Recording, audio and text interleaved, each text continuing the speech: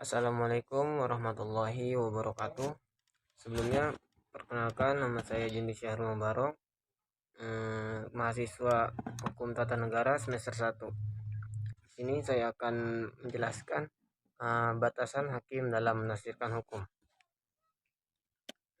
Yang pertama, sebelum membahas pembatas hukum, apa sih interpretasi itu?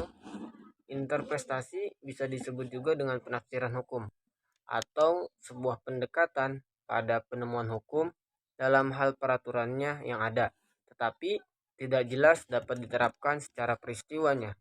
Penafsiran merupakan kegiatan yang sangat penting dalam hukum.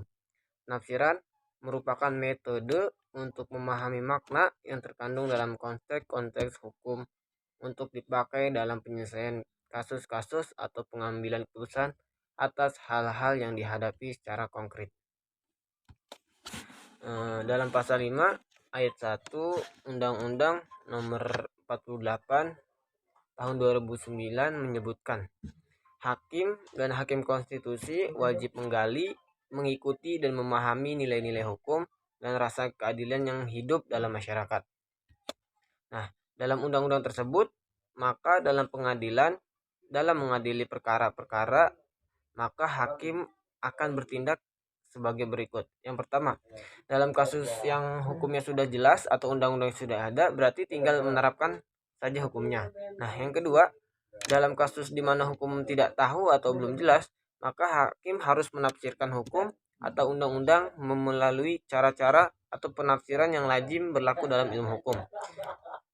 Dan yang ketiga, dalam kasus yang belum ada undang-undangnya atau hukum tertulisnya yang mengatur, maka hakim harus menemukan hukumnya dengan menggali dan mengikuti nilai-nilai hukum yang hidup dalam masyarakat.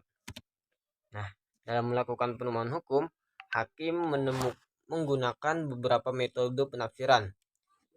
Salah satunya penafsiran terhadap undang-undang seperti penafsiran menurut bahasa, penafsiran secara historis, penafsiran secara sistematis, penafsiran secara teologis atau sosiologis, penafsiran secara autentik, penafsiran secara ekstensif, penafsiran secara restriktif, penafsiran secara analogi, penafsiran secara argumentus acroprecius. Pada akhirnya hakim dalam memutuskan atau menginterpretasikan sesuatu yang diadilinya, hakim harus semata-mata berdasarkan hukum, kebenaran dan keadilan dengan tidak membeda-bedakan orang dengan berbagai risiko yang dihadapinya.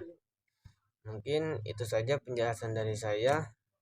Kurang lebihnya mohon maaf. Wassalamualaikum warahmatullahi wabarakatuh.